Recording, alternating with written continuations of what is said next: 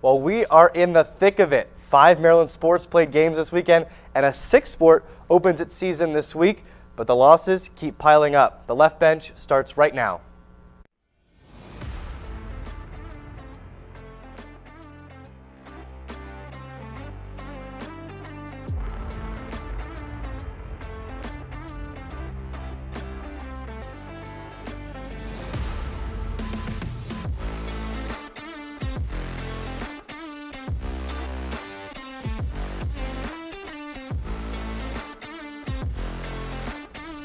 Welcome back to the Left Bench, brought to you by Turpin Sports Central. If you don't know, now you know. I'm Drew Owens, and right next to me is my partner in crime, Eddy Calkins. And Eddy, before we even get into Maryland athletics, I think we have to start with yesterday's Super Bowl. I guess I should be telling you congrats. Yeah, wearing my victory blue, and somebody in the studio here is wearing a very nice jersey. Come on Our up. senior producer, Ryan Martin, thanks for taking the time to come on the show with the beautiful jersey. We made a bet earlier before the game. He's a Patriots fan, Seahawks fan. I'm a happy man because the Seahawks won.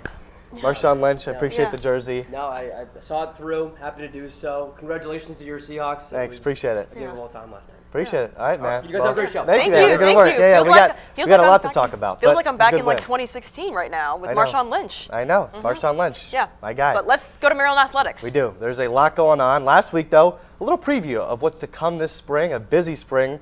And it was Maryland Athletics Spring Media Day. Yeah, here's the best moments and a look at where each team stands before the spring season kicks into gear. You see what we do have, which to me is the people, whether it's the guys in your locker room, the people you get to work with, our students, our support staff. There's a sense of wanting to represent them, our alums, our state with pride. Maybe other sports aren't having the years they want. I know those coaches, they're going to get those programs where they want. They're just that talented. But yeah, we want to do our part.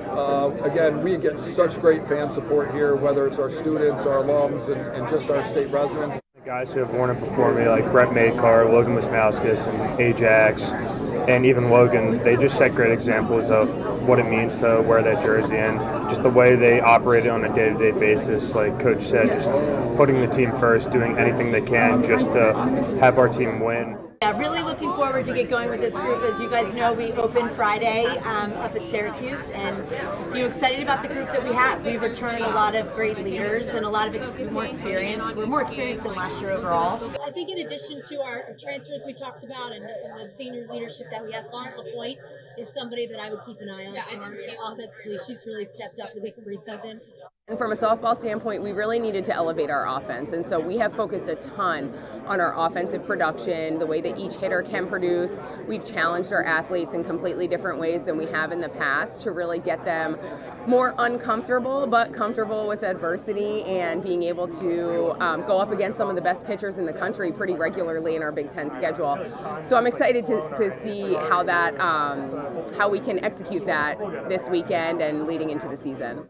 Sign of success for me is being able to say at the end of the season, no matter what the score was, no matter where we were in the season, no matter what our record was, our team never stopped competing. They stayed together and they stayed focused on what the goal was in that moment.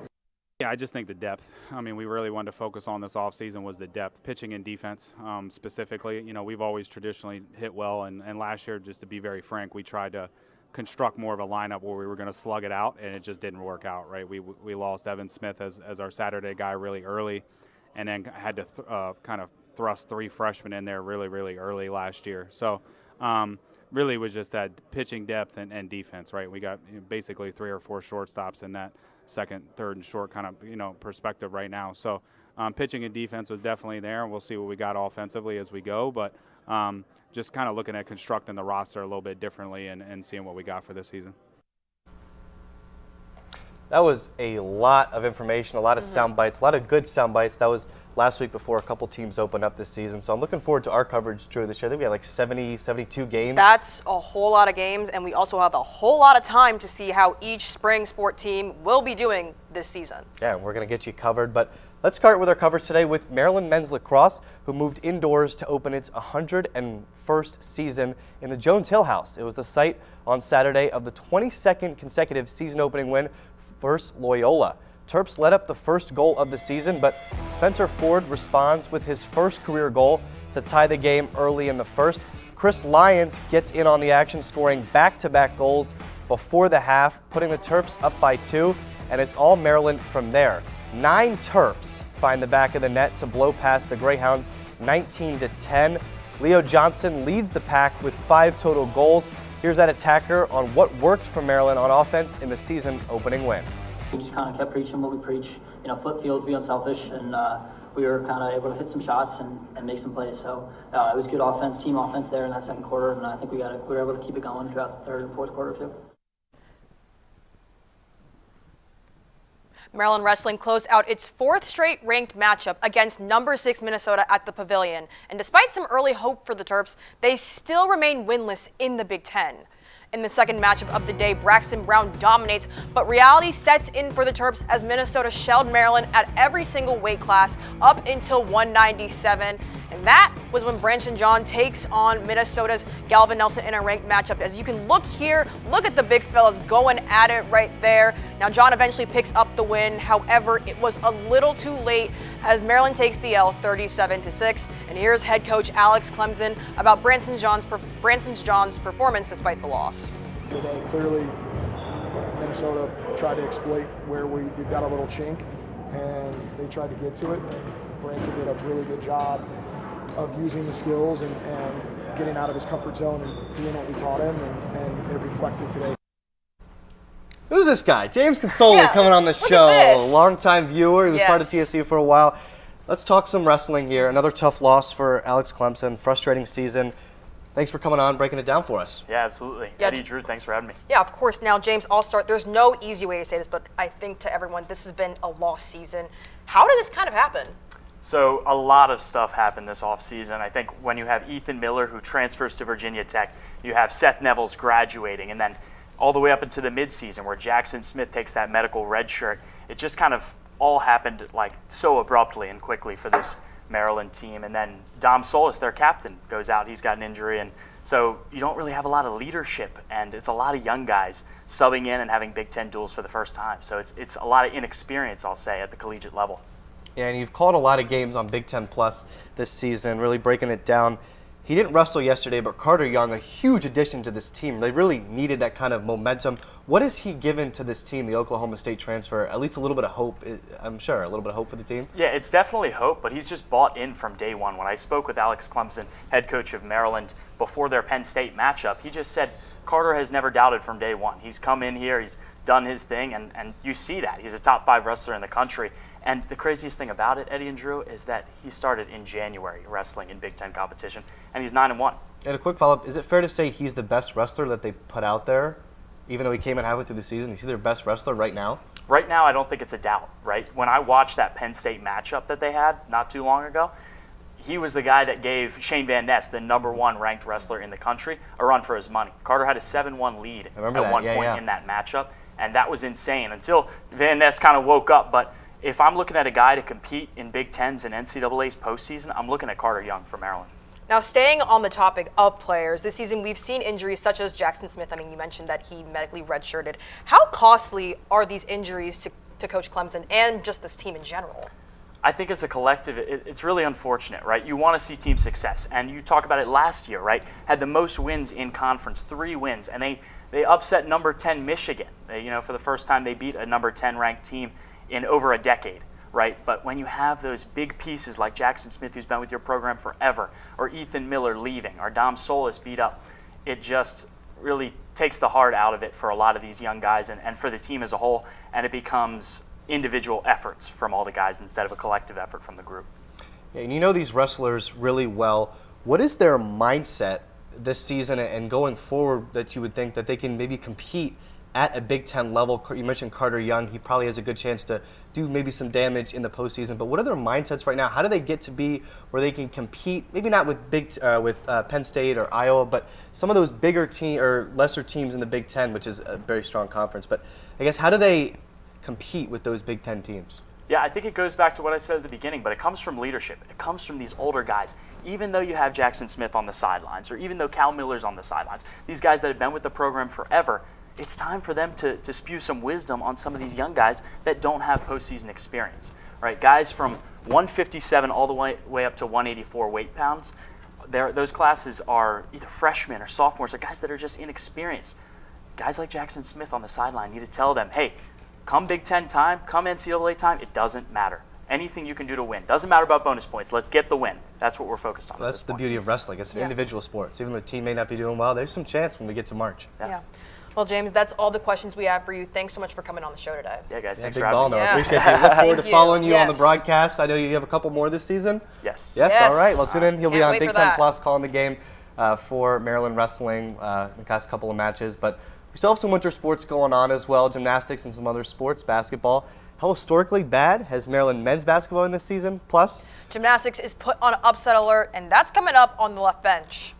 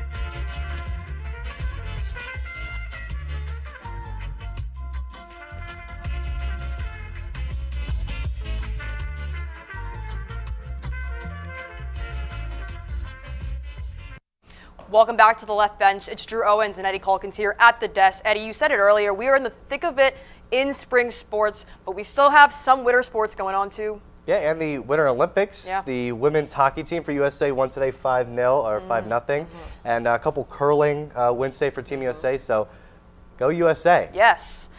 Now on to gymnastics. Number 24 Maryland came off a tight win over Illinois last week with hopes to continue its conference success Saturday night, but the Terps could not squeak out a close win against Rutgers.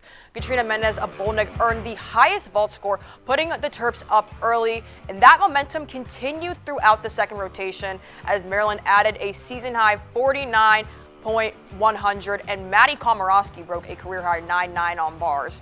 But trouble began for the Terps as the Terrapins had two falls, allowing the Scarlet Knights to take the lead.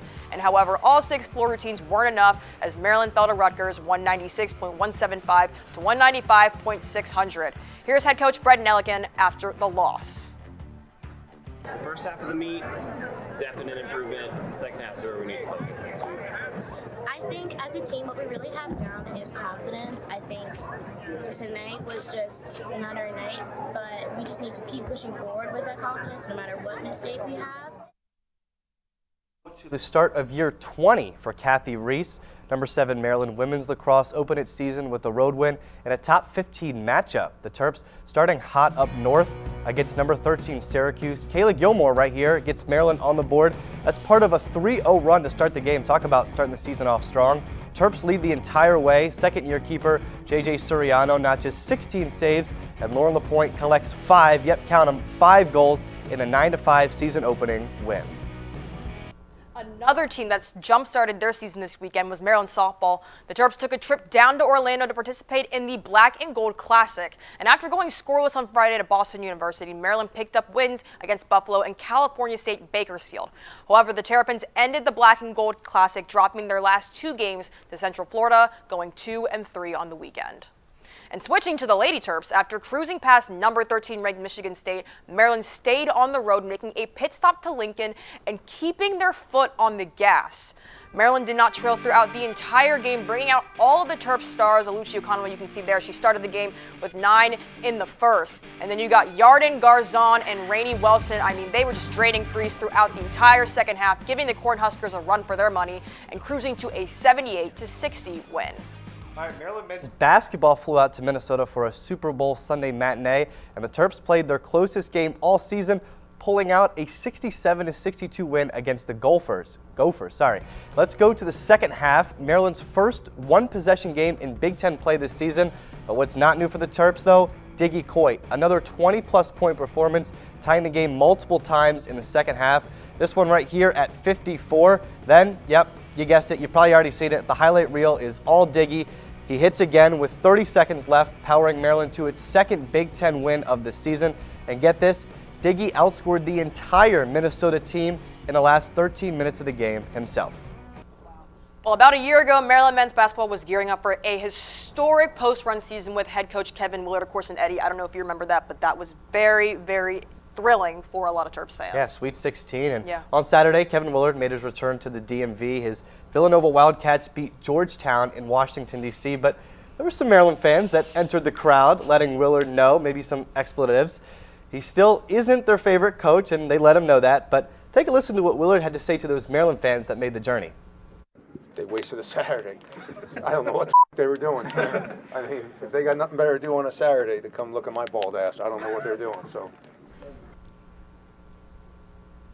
I guess so. Shout out to Left Bench TV Left Bench TV founder Alex Flum. I want to make sure I get that right. Yes, we have for that video. And this season, though, Buzz Williams quickly becoming a lost season. Yeah, Eddie, it's actually becoming a historically bad season for Maryland men's basketball. And we have TSC's Ethan Dean crunching the numbers for us, and he's live in Studio B. Ethan?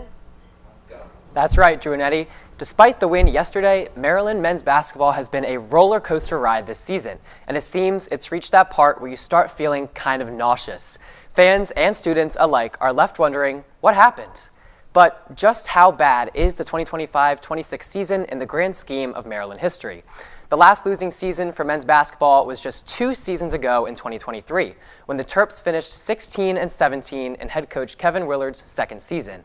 The team went 7-13 in Big Ten play, but notched 2 back-to-back statement wins against Michigan at home and eventual Big Ten champions Illinois on the road. After a 65-51 victory against Rutgers, Maryland lost in the second round of the Big Ten tournament to Wisconsin. The only other losing season in the 21st century came in 2021 after long-term head coach Mark Turgeon left the Terps just 8 games into the season. Interim head coach Danny Manning managed to guide Maryland to a 15-17 record, going 7-13 in Big Ten play. A big win at home against number 22 Ohio State came at the tail end of the season, but the Terps dropped 2 consecutive contests against Michigan State to close out their tournament bid. Maryland had finished with a winning record in 28 consecutive seasons going into the 2021 season. But before anyone in the TSC studio was even born, Maryland finished the 1992-93 season with a 12-16 record, going just 2-14 in ACC contests. That was Gary Williams' 4th season. So, where will the end of this season land Maryland on the wrong side of history? At this time last season, with 8 games to play, the Terps were 20-8 and well on their way to a deep tournament run. I don't think it will turn around for this year's squad, especially considering they are 128th in the net rankings. That's the worst among Power 4 teams. Yikes. In my opinion, Maryland ends the season with a 12-19 record, picking up wins against Rutgers, Northwestern, and Washington. It's clear, however, that Buzz Williams' first season has not been smooth sailing, handing the squad its worst record since finishing the 1988-89 campaign with a 9-20 record. And let's not forget about Maryland's 91-48 loss to number 10 Michigan State back on January 24th, the program's worst loss in 81 years. Drew and Eddie, back to you. Yeah, thanks, Ethan. It kind of comparing last year to this year. Last year, Trey Holloman, the buzzer beater with Michigan State. I do remember that, yes. This year, a historic loss. That's just crazy. I mean, I remember last year for Trey Holloman, I was in class and I actually watched the ending of that game and I was shocked, but this year kind of flipped-flopped. Like, Maryland almost had it last year. This year, they were nowhere close to it. Yep, so. Tale of 2 different seasons. Yeah. Well, coming up, we are going to play a new game and see if we can up our stock. And we'll give out our Terp of the Week and Pro Terp Awards, along with our top 5 plays. Don't go anywhere.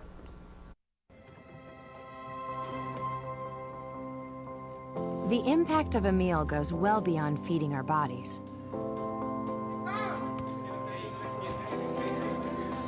Because when people are fed, futures are nourished. Everyone deserves to live a full life. And with your help, together we can end hunger. Join the movement at feedingamerica.org/actnow.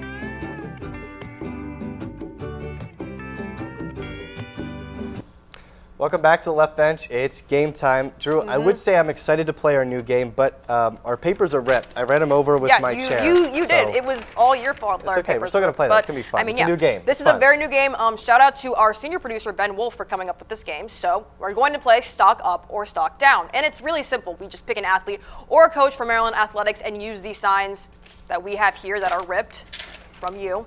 Yes. If we should stock in them or not stock at all. And we each pick 2 spring, keyword spring, athletes or coaches. Since you ripped them, I guess I'll let you go start. Thanks. Well, the stock market was up today, I believe, so that's a good start. That's a good sign, then. And I'm going to go stock up for our first one here. JJ Suriano, goalie for women's lacrosse.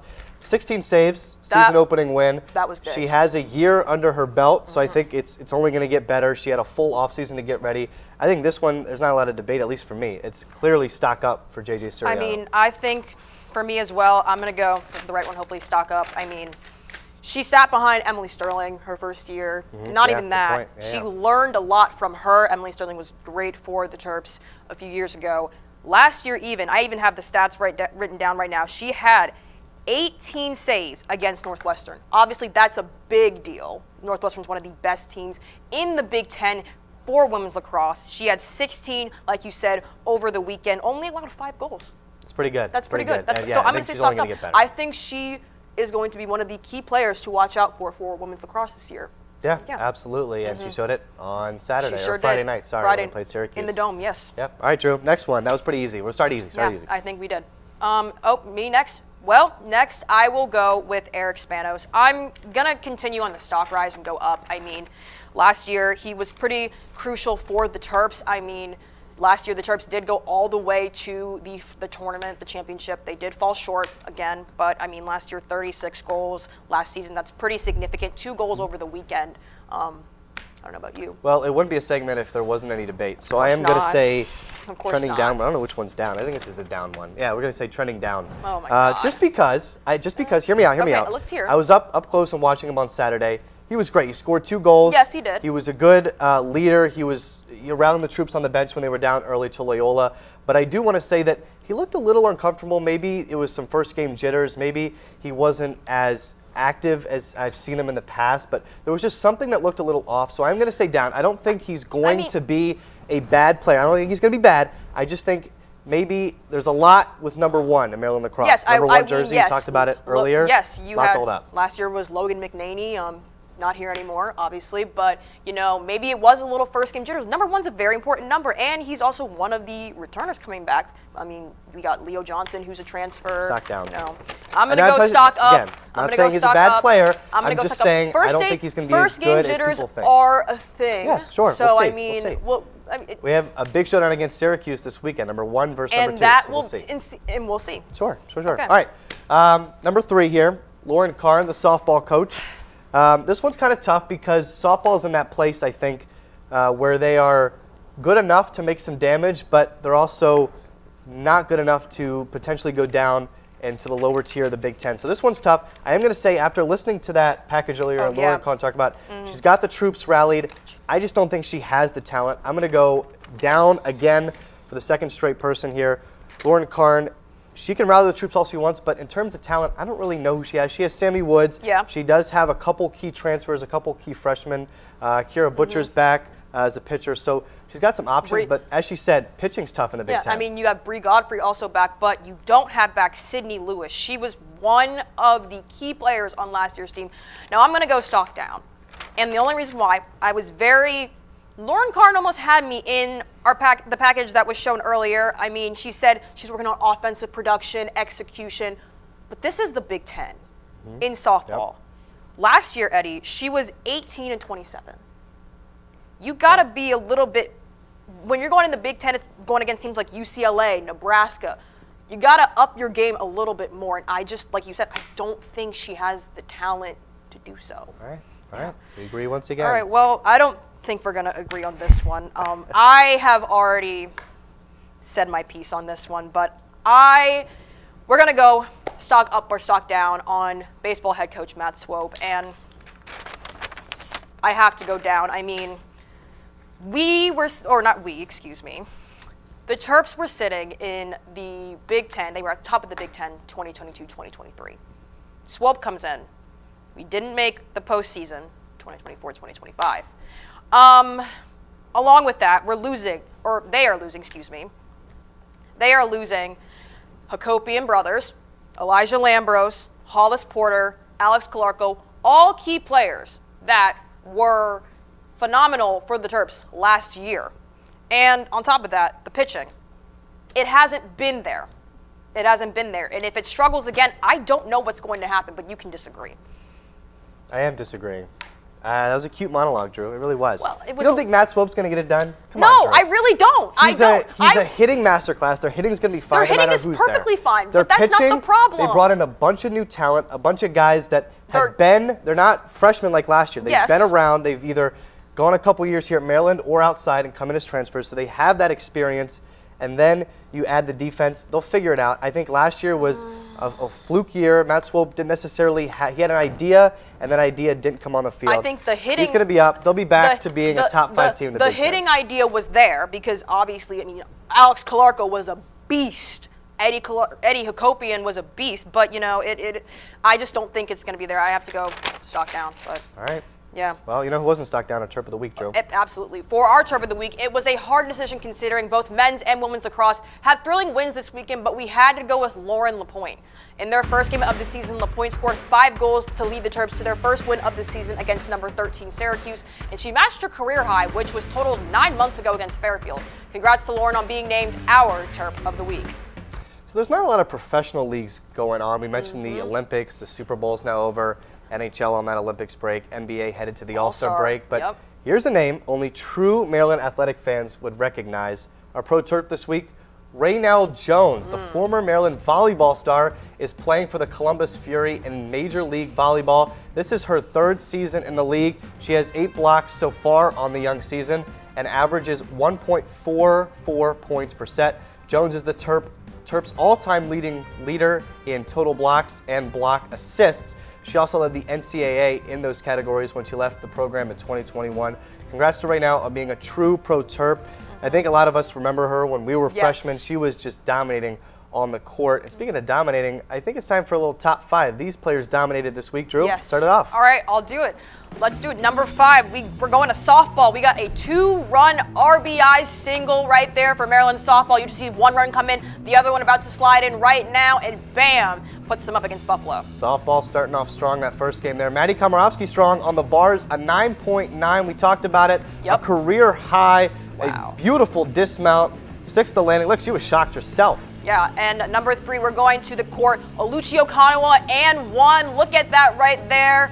I mean, she's just been a star for Brenda Freese this season and just a star for the women's basketball team. That was a nice Sam, a little spin it was, cycle. A spin. You know who got a little spin cycle? Lauren LaPointe on the lacrosse pitch field. I don't know what I think it's a field. I think it's a field. The dome is a field. But anyway, the point is, she scored 5 goals. Here's one of them. Here's a tough angle goal. Not really a spin, but she hits the top part of the goal, almost off the pipe, I think. Yeah, triple team. Look at that. Right there. And number 1, how could we not go with this play?